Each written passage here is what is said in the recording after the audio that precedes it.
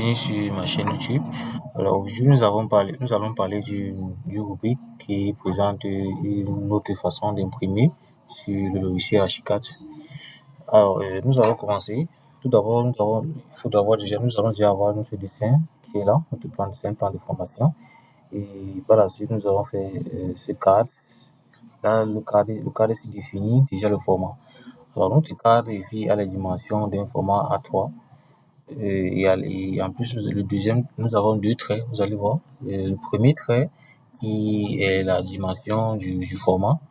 Le deuxième qui présente un recul vis-à-vis des limites du format. Alors ici, le recul est mesuré à 5 mm. 5 mm.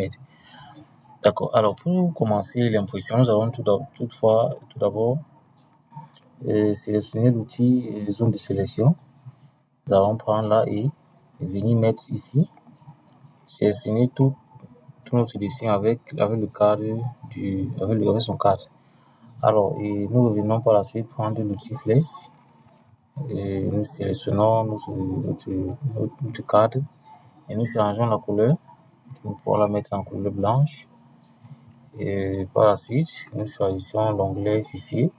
À l'intérieur de l'onglet fichier, nous allons enregistrer sous. Là, une nouvelle feuille se présente. Nous pouvons choisir en même temps déjà le plan. Ici, nous pouvons choisir le nom de notre fichier. On pourra observer après l'impression. Et nous cochons ouvrir le fichier après enregistrement.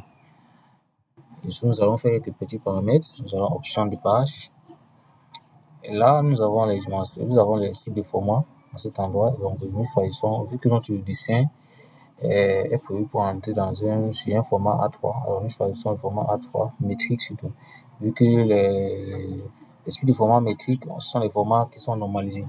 Alors que les formats à type ouvert présentent des dimensions approximatives. Comme cela. Et par la suite, nous pouvons choisir le sens et direction de format. Pour mettre une forme de format en portrait ou en paysage. Alors, pour notre dessin, nous allons prendre en paysage. Et le recul, nous avons décidé de laisser à 0 par rapport à la bordure du format. Vu déjà que nous avons déjà des traits ici qui indiquent le recul de la séance du dessin qui indique qu'on a mis à 5 mm. Si notre trait est sur la bordure, on devrait venir s'y mettre à 5 mm pour pouvoir avoir un recul par rapport à la bordure. Alors, nous calons là à 0 partout et nous validons OK. Et nous prenons encore la deuxième option de page. Là, nous avons la rubrique qui concerne surface d'impression. Alors, si vous prenez surface de zone de sélection, là, ça prend votre dessin, la zone où vous avez sélectionné pour imprimer. Si vous choisissez zoom actuel, ça va sélectionner carrément le dessin qui se présente sur votre écran présentement.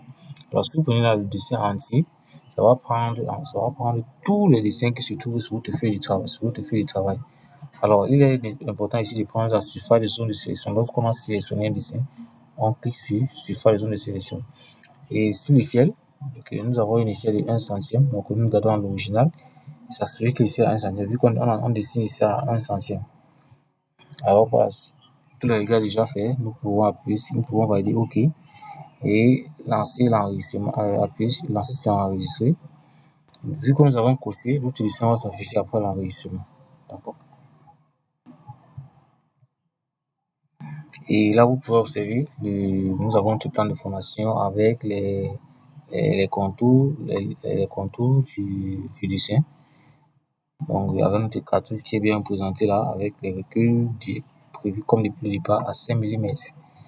Donc, voici tous nos dessins bien présentés. Alors, c'était tout pour cette rubrique. On se rendra rendez-vous pour une nouvelle rubrique.